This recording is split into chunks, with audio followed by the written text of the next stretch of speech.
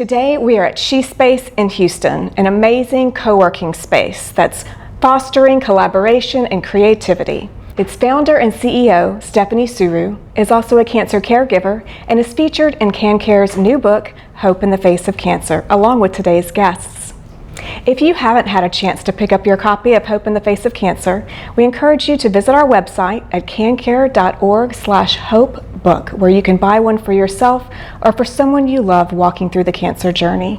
It's an incredible gift and full of inspiring stories like those that we'll hear today on this episode. I am so thrilled that each of you joined us today for this episode of Hope in the Face of Cancer and to have you in the book, so I can't wait to talk about that.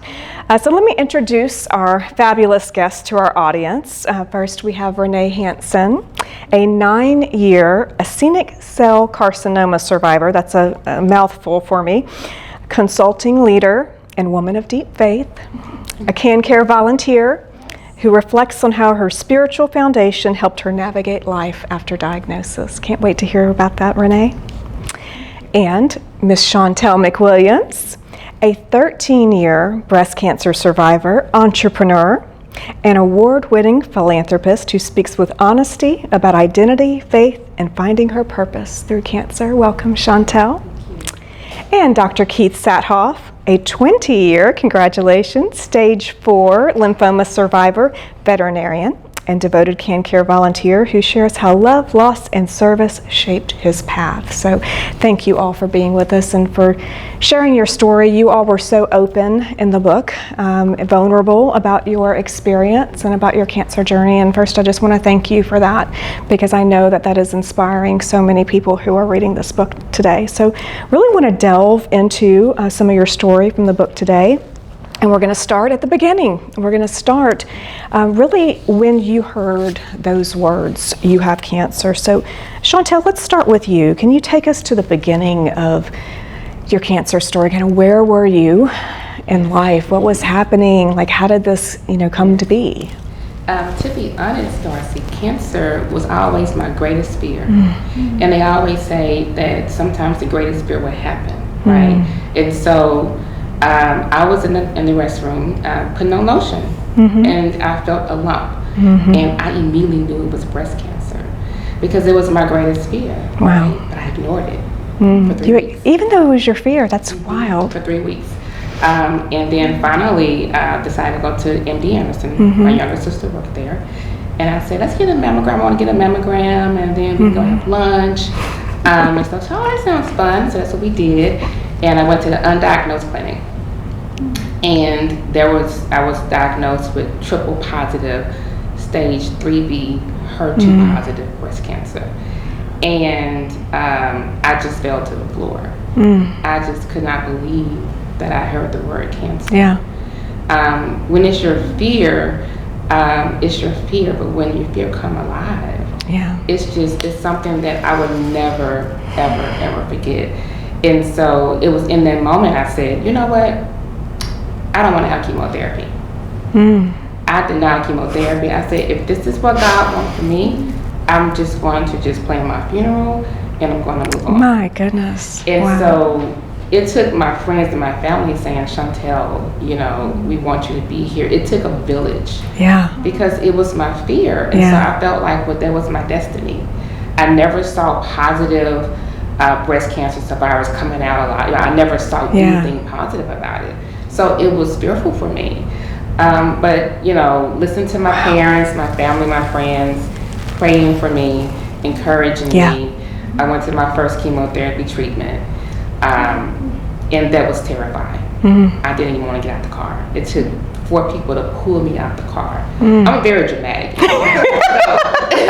But a cancer diagnosis. The drama level turned up to 10. So much drama. Like it was, I look back as hilarious. Get out the car, Shawntell. They had to get a wheelchair. I didn't want to walk. It was just very dramatic. I look back on it. But I was just so scared. Yeah. And then my mom is a nurse, and she came in town from Louisiana, and she was there. And she said, see, nothing happened. Nothing happened. You did your first treatment, nothing happened. Yeah. And so from there I realized, well, maybe I'll be okay. And so having my parents there, my sisters, my friends there, every chemo treatment really, really helped me. Yeah. Because I felt like I wasn't in it alone. Yeah, that's so important. And so that's the beginning of my story. Wow. That's the beginning of who I am. I can just picture them dragging you out of the car. It was so dramatic. Oh my goodness. Now, Keith, you rang in the new year 20 years ago in a way you didn't expect. Tell us about that. So I closed out the business at the end of the year, and it was in the black. Everything was great. Yeah. A new desk pad calendar on my desk and everything organized. I can see the organized calendars. So, you know, I was just excited about the new year. I always am. You know, it's like always a fresh start. Yeah. But I knew something was wrong and had been for a while. And I had this, on New Year's Day, terrible headache, and it was not really related probably to my cancer at all, but it's what drove me to the hospital. I was like, I can't do this anymore. It hurts so bad. So I got in the car and I drove myself to the hospital, to the ER, and checked myself in and said, you know, I'm having this terrible headache. So they gave me a pain shot, said, we're going to scan your head, and came back and said, there's nothing wrong. We don't find anything there. We don't know what the cause is. And I said, well, I've not been feeling right for a while. There's something wrong, I feel like, in my abdomen. Would you scan my abdomen too? And the doctor said, well, I will, you know, no problem. I'll order the scan. I don't think we're going to find anything there, but we'll scan. He said, I'm going to go ahead and release you from the hospital now. Go get your scan, and when it's done, you can go get your things and go home. And so I had the scan, and as I was walking down the hallway, back to the room to gather my things together, my phone rang. I mean, it was quick, and it was a hospital, and I picked it up, and the doctor said, you know, this is your doctor that ordered the scan, and he said, where are you? And I said, I'm still here in the hospital. I'm in the hallway, and he said, don't leave, you have cancer. Abject fear, you know, like she said, it takes over. I fell to the ground just like her, so I guess I'm pretty dramatic too. It just hits you like a gut punch. You know, there's just no other way to explain it. You know, regardless of whether it's a minor type cancer or some major. It's still the word's cancer. I mean, it's that word. You know, and to realize that now. You know, you're now a cancer patient, and that just flips the script on everything. That's right. That's right. Wow, what a way to ring in the new year. Oh my goodness. Renee, your story is a little different than Shawntell and Keith's, because you were being treated for something else for a while. So tell us a little bit about how all this came to be for you. Yeah, so I had what I thought was just a lump or a swollen lymph node in my behind my ear on my right side, and it had been there for a while. I thought I was just sick, right? I was just ill. It was early in the year, so it was basically winter time. So I had a cold, and just thought, oh, it's my body's actually doing what it's supposed to be doing. It's fighting. The lymph nodes are working. They're doing what they're supposed to be doing. And so I went to the doctor, and she said, we should get a scan. Let's have a scan and see what it is. And so she called and said, well, I've got good news and I've got bad news. And she said, the good news is it's not leukemia or lymphoma. And I thought, if that's the good news, what's the bad news? And she said, I think you have a tumor. There's a swollen tumor in your parotid gland, which is our salivary gland, and that's where also our facial nerve is housed. And so I thought, okay, what does this mean? So she said, we'll do a biopsy, and then we'll see potentially surgical removal. So then I went through and had the biopsy. The biopsy came back inconclusive. They couldn't say that the cells were not benign. And so it's like, more uncertainty. More uncertainty. So I was able to use my network and find an amazing doctor through our hospital systems. Of course, Houston has incredible doctors here. And so I was able to get an appointment and get on the schedule, and he confirmed that it definitely was a tumor in that gland area after my CT scan, and within a week I was on the surgery schedule. Wow. So everything just fell in place, and it was like, okay, this is what I need to do, because the only way for us to determine if it was benign or malignant was to have it fully removed. Yeah. And so that's what I did. And then it was a week after, when I still had stitches in my face, and went for my stitches to be removed. And that's when they fully confirmed. And I heard the words, "You have cancer." And so what? It was quite a journey. What type of? It was a cancer I wasn't really familiar with. So acidic cell carcinoma is salivary gland cancer. Of all the cancers in the United States, it's less than 1% of all cancers. But of that less than 1%, it's, I believe, less than 3% of the less than 1% is my specific carcinoma. So you're special. So it's yes, it's funny you say that, because that's exactly what my mom said. She was like, I always knew you were special, Renee, but even in your cancer. And I'm like, yep, that's me. That's me. If I'm going to be unique, I will be unique in all aspects of the world. Oh, my goodness. So that was the beginning of my journey. Wow. Well, I want to delve into some pieces of your stories that you shared in the book. And I hope for anyone listening, there's a lot more that we won't get into today, but I would love for everyone to read your full stories. Shawntell, you said, cancer stripped away layers, but what remained was purpose. What did you mean by that? When it comes to cancer and you're fighting for your life, cancer reveals things that are not important. Mm. And so the things that we take for granted every day, the things that we think are so important, they are not important. Yeah. And so you're rooted into the bare bones of surviving, and you have to refocus on what is important. And you have to realize that you will never be the same. And you shouldn't be the same. You should come from a cancer diagnosis better. Better for everyone else around you, because cancer isn't for you. It is for people to learn about your journey.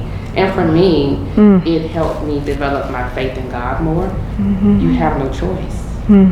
You have no one else to depend on but God. And so for me, it elevated my faith. And through that, it revealed that my purpose is to absolutely serve others in whatever capacity that is. And before cancer, you're in your own world, your own thing. It's all about you. It was a Shawntell world. And I was like, let me take her through a different journey. So I understood my journey was purposeful because it evolved who I am today. And so I always tell people cancer saved my life.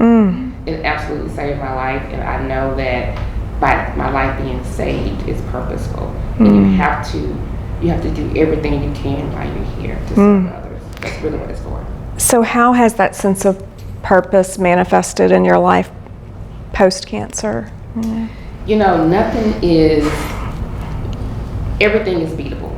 So we go through things in life, we have obstacles, and in those moments we think that we can't get through those things. And I have to always think back to, I went through cancer. Yeah, I got this. Yeah, I was faced with death, right? Like, you don't know, and stage 3B is a very unusual stage. It can go either way because there are only 4 stages. And so from that, my faith has always realized that if I can get through cancer, I can do anything.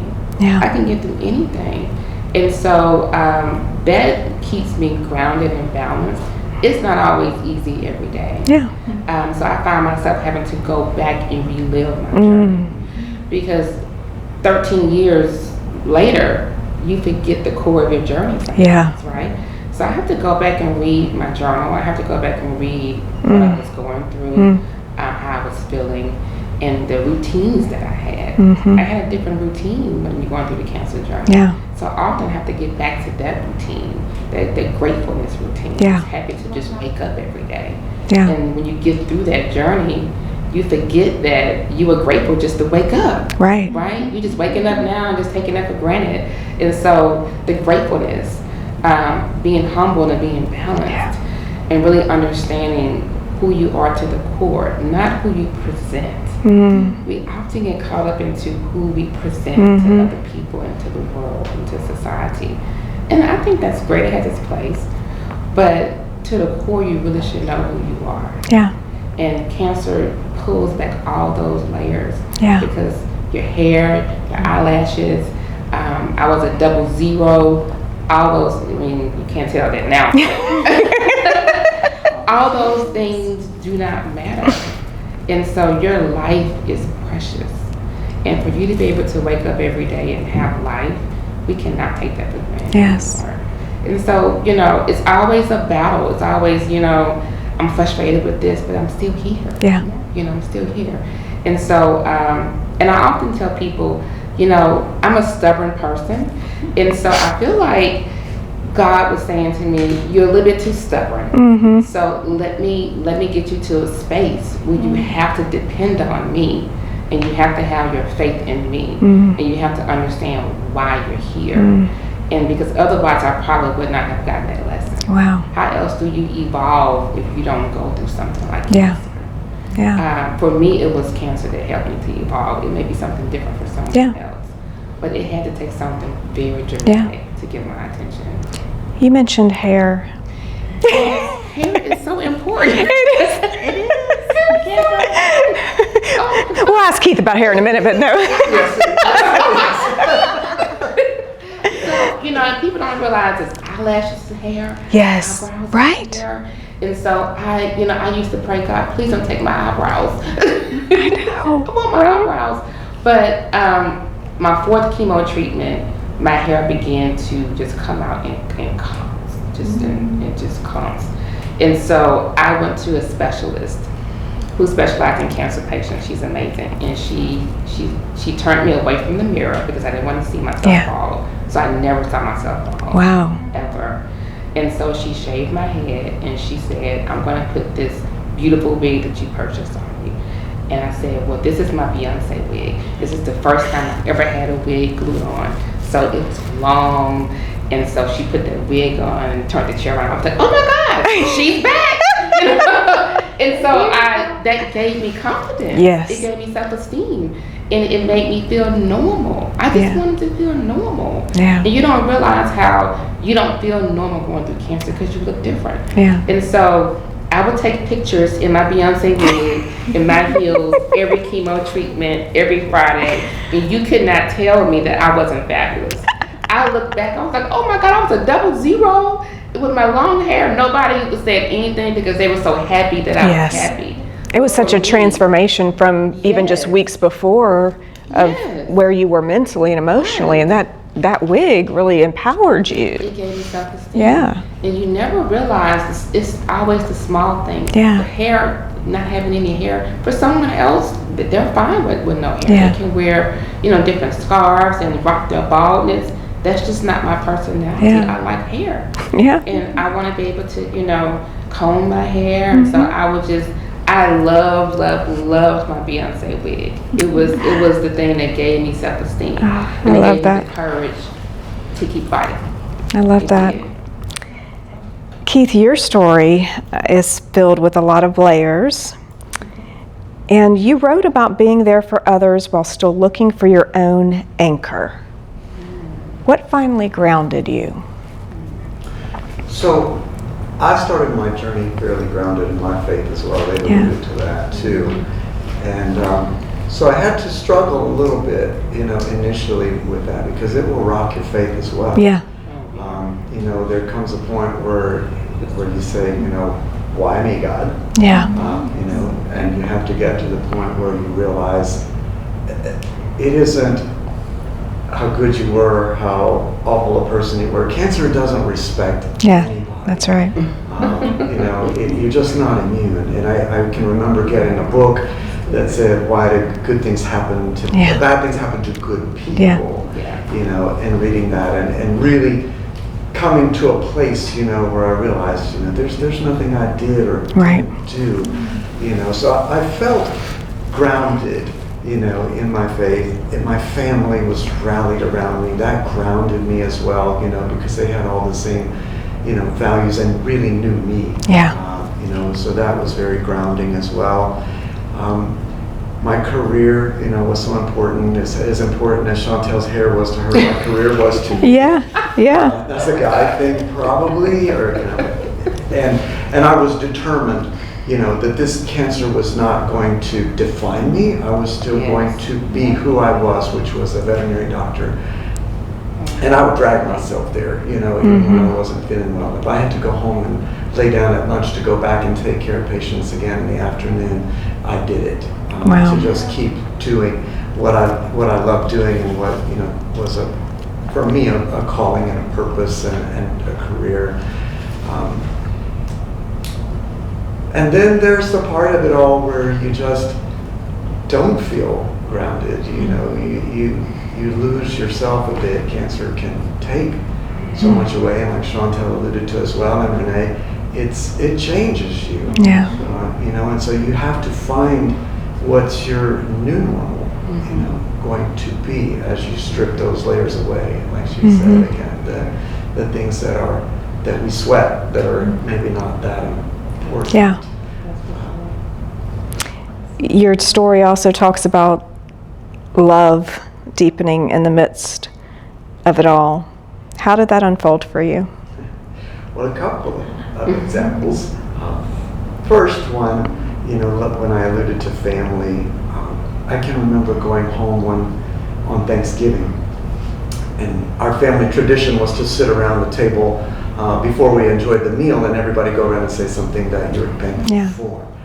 And as they started around the table, every person at the table said they were thankful for me. Wow. Oh my gosh, it was so powerful to me, and that love just deepened for me, for every one of those people sitting around that table that I knew had walked this journey with me, were continuing to walk it with me, and loved me. Yes. The other one, of course, is the big thing that happened to me in my journey. And this happened at the very end, actually. I was going for my regular treatments. I went for a stem cell transplant at Methodist Hospital, and I was inpatient, and I met some of the most wonderful caregivers, nurses, while I was there, and just felt really cared for. After that journey was all over and the transplant I had been recovering from, I went back in for a bone marrow biopsy to just make sure that everything was clean, that the transplant was acting like it should, and those cells were repopulating in my bone marrow. I was alone. I walked into the room, and they put you face down to do the procedure and drill into your pelvic bone to pull bone marrow out of. It's a very painful procedure.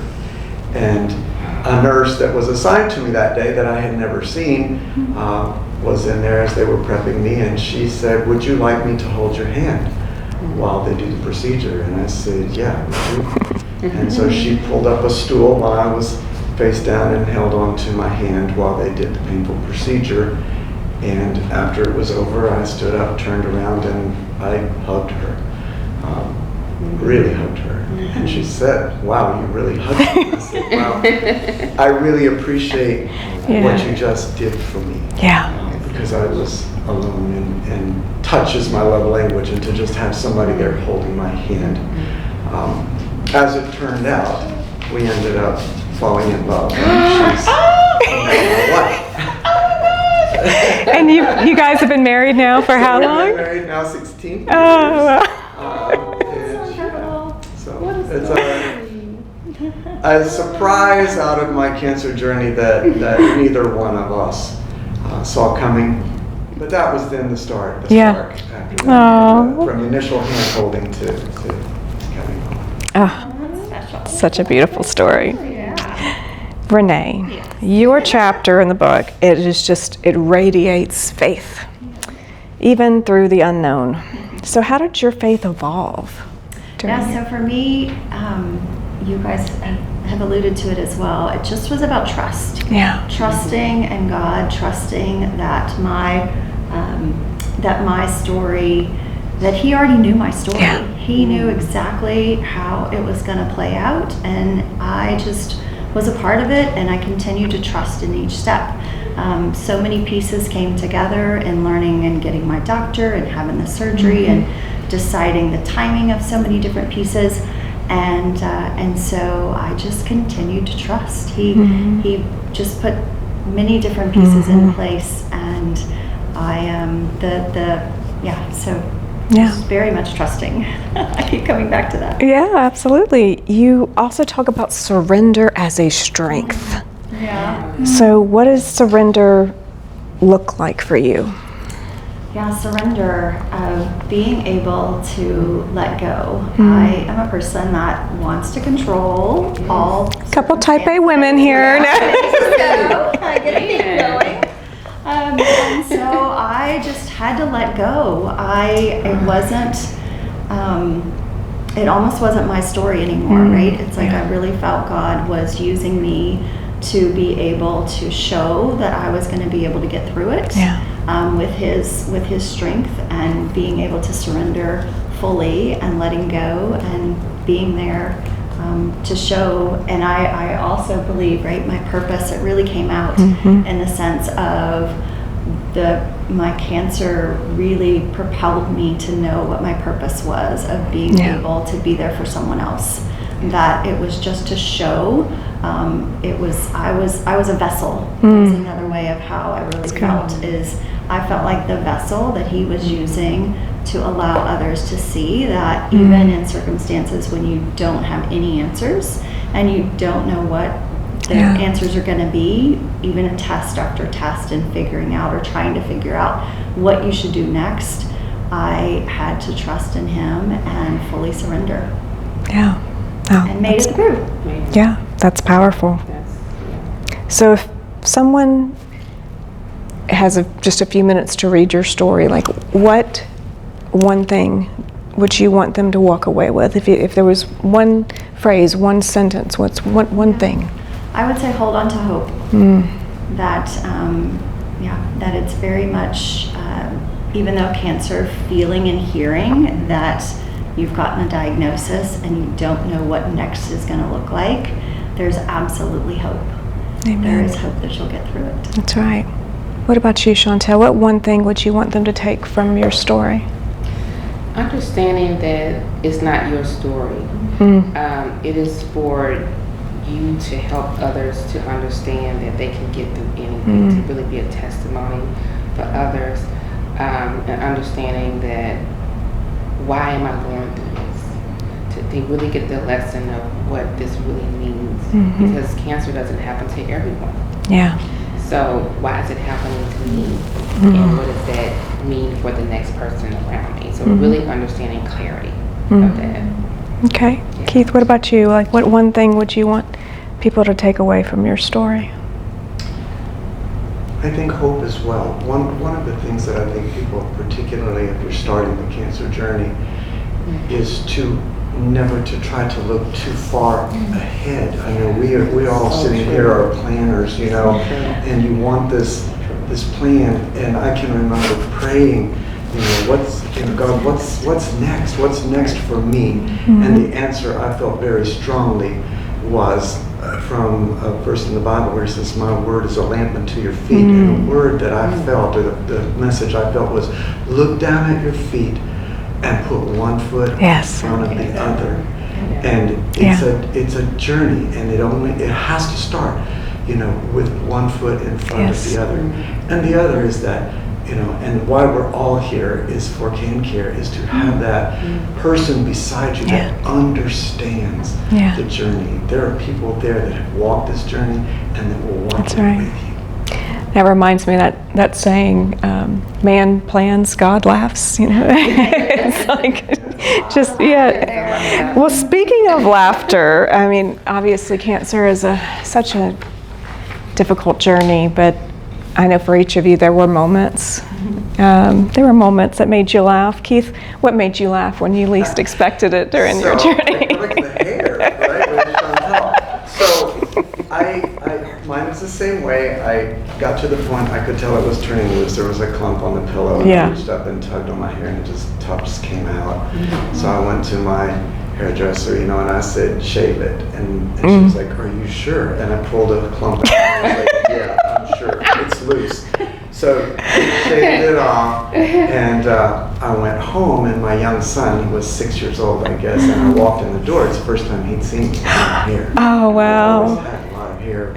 And when I walked in the door, he stopped at the bottom of the stairs when he came down, and he looked at me, and he started laughing. At first I was taken aback a little bit, and I said, "What?" And he said, "You look like Isosceles." Isosceles was our oriental short-haired cat. Oh. Very triangular face and big ears. Oh my God. And so I picked up the cat and looked in the mirror, and I said, You're right. I do look like Isosceles," and I had to laugh. Oh, that's Just a beautiful. moment of brevity, through a child's eyes. Yeah. He wasn't scared like I was. Yeah. Oh, I love that. I love that. Such honesty. I know. Out of the mouths of babes, right? Renee, how about you? Anything that you remember that made you laugh or where you found joy? Yeah, so I, even though this probably is not going to come across as sounding humorous, but I've had my surgery, and then I even went for a second opinion at another hospital and institution. And when they called to tell me, after that second CT scan, they said everything looks good, but you have a foreign body. So What? So I had to laugh. I'm like, really? Of all the things I have gone through, and I've made it, and I've listened to the word, and I'm okay, and I'll be okay. And now, and what happened was a drain from the original surgery was still in there, so it wasn't medically harming me. Right. But for me to keep up with my scans every 3 months, they wanted it removed. Yeah. So I actually had to go through the surgery all over again. Oh my goodness. And I was 7 weeks healed, and they went right back in. So it was, again, not that it really was laughter, but I just had to find laughter in the weirdest places. Yeah, like you've got to be kidding me. Yes, it was like this is Renee's story, right? This would be the thing. So that was a bit of moment of just God's sense of humor. That's actually really what I called it. Was God literally has a sense of humor because He just had one more thing for me to overcome. You're really not in control, Renee, right? Completely out of all control. What about you, Shawntell? Anything that gave you joy or laughter or comfort? Well, it's always the hair. So my hair began to grow back. And that was so exciting for me. Yeah. And it grew back really thick, curly, like a little afro. Wow. And I was like, oh my God. What do I do with this? So it was new hair. And so I just felt like, okay, let me just go to the hairstylist and have them to flat iron it. Yeah. And they were like, oh my God, your hair grew back. And then I would go home, and then I said, oh, let me put some sandals on and get cute and go out and have drinks. And my toenail came off. What? And I'm like, oh. So I just put fingernail polish over the toenail, over the area, put my sandals on, just kept going. Go for it. Oh, no big deal. Just Because they don't tell you your toenails may come off during chemotherapy. Oh my goodness. I love it that you just painted your toe and went on. Yeah. And kept moving. You just let that roll right off you. Oh my gosh, I love that. Just go with it. That's right. Oh, so at CanCare, our vision is no one facing cancer alone. And your stories are certainly proof that having connection and having companionship in the journey changes everything.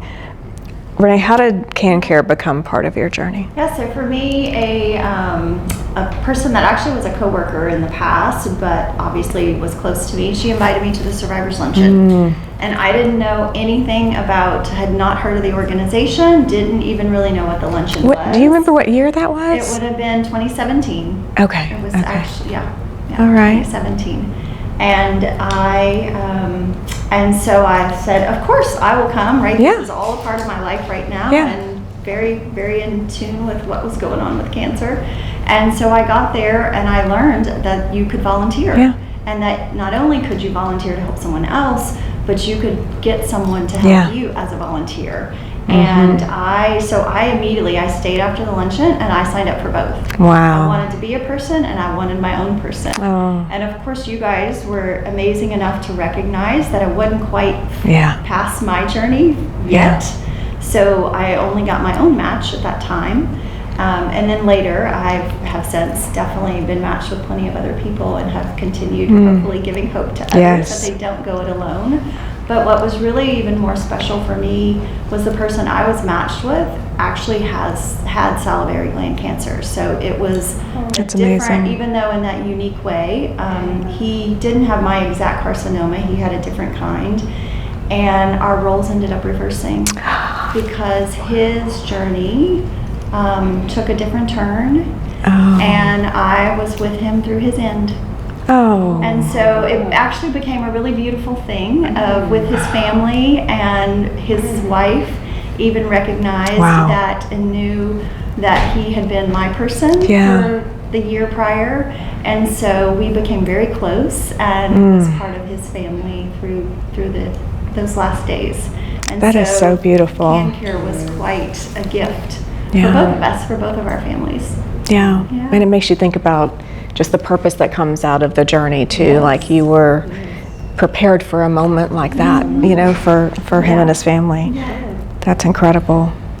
Keith, is there a particular interaction or relationship that's been especially meaningful for you, whether as a client or a volunteer, because you have been both with CanCare? So, particularly because I'm a new volunteer. That's true. So I just finished the CanCare training classes in the fall, and so I'm very new to that aspect of it. So mostly for me, it's that relationship that I had as the survivor. When somebody came alongside me, I was matched with one of the most incredible, I think, volunteers for CanCare. He's just really a rock star named Leonard. And when I received that very first call from Leonard, he was just like this immediate calm, someone that really got me and understood me, and found that we had so many parallels. He had the same cancer type. He was the same age.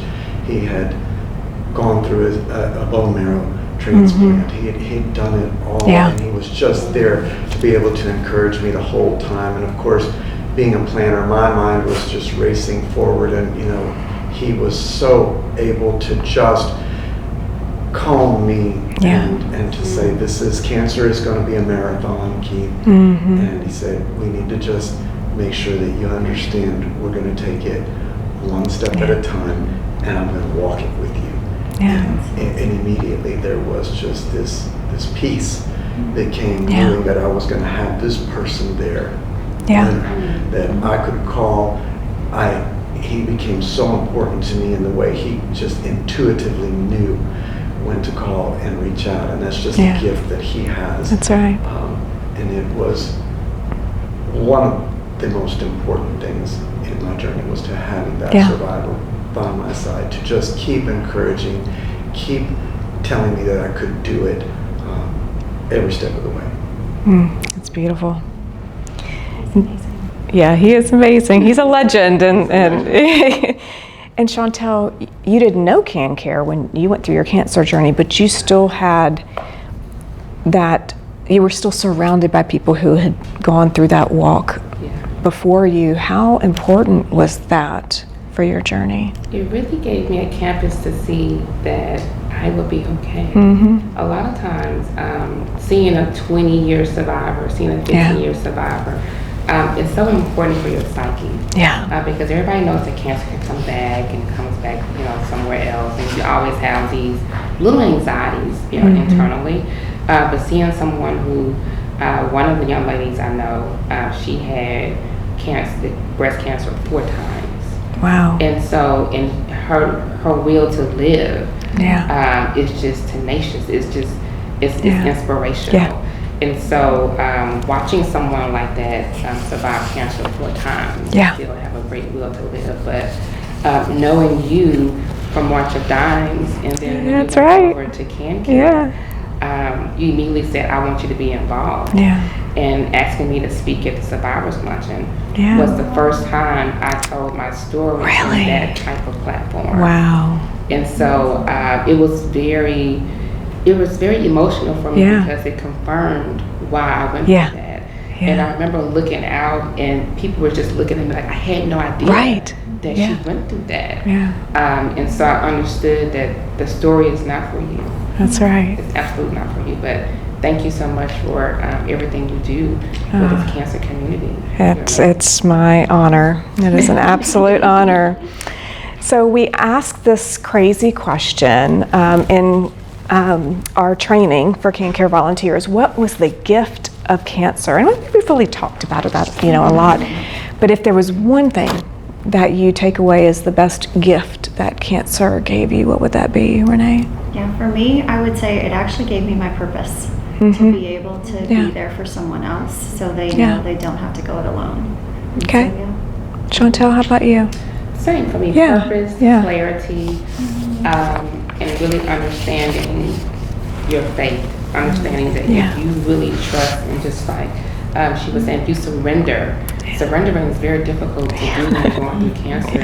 And like you want to plan. You want to know what's going to happen next week. And so you have no control at all. And so understanding to live your life by surrendering is the most beautiful thing you can do. So that's beautiful. How about you, Keith? So many. Oh, your wife. You have to put the wife at the top of the list. No, I guess understanding, and that is part of it. Understanding that we don't know where the journey is going to go. We don't know what the ending is going to be. Like they've alluded to as well. God writes the story. We're just the players in the story. And how I would have never dreamed that it brought me to a new relationship, to a new family, to a new purpose, to the point now where I'm understanding that this story, our story, the love story, the survivorship story, is an inspiration to someone else that's struggling, to just give them hope. Yes, it sure is. Absolutely. So speaking of hope,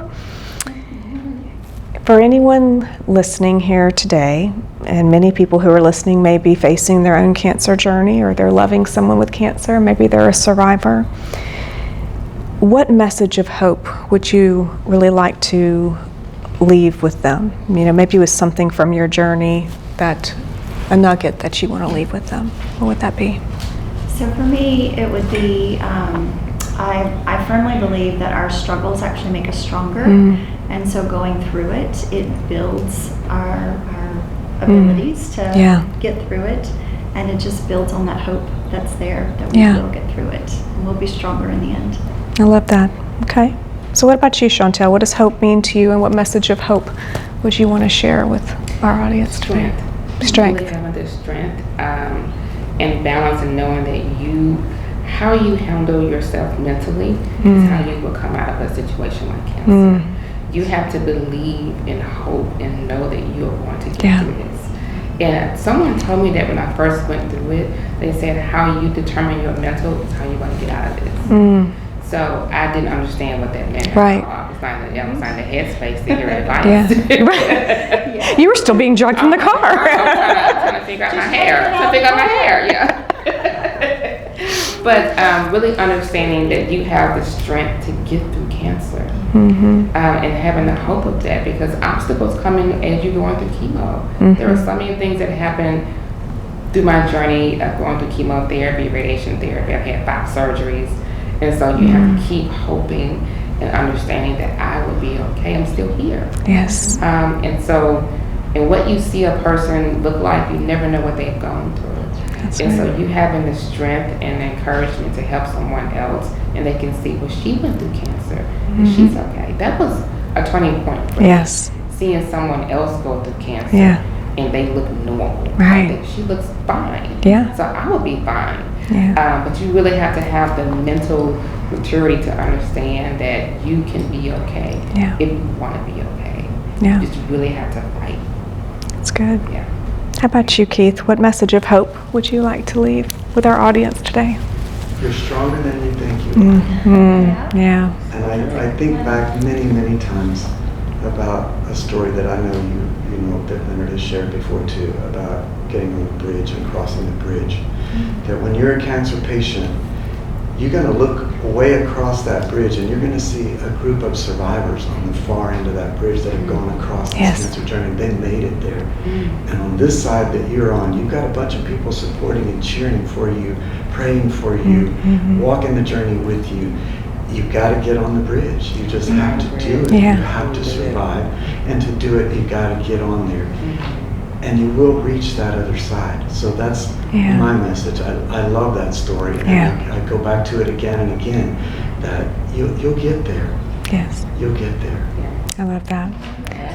I thank you all for your vulnerability, willingness to share some of the most intimate times of your life and the lessons that you've learned. I know that they will be a blessing to everyone listening, and I encourage anyone listening to go and seek out the book, Hope in the Face of Cancer, read more about your stories, but also just the countless messages and stories of hope in that, and share them with others, because we all need hope during that journey. So thank you all for sharing with us today. I appreciate each and every one of you. Thank you for joining us for this episode of Hope in the Face of Cancer. If you or someone you love is facing cancer today, CanCare is here to support you. Visit us on our website at cancare.org to get support today. Until next time, remember, there is always hope in the face of cancer. Thank you for joining us on this episode of Hope in the Face of Cancer, a survivor by your side. If you or someone you know is facing cancer or is supporting a loved one through their journey, we invite you to share this podcast. Thank you for your support in our efforts in the cancer community. No one should face cancer alone.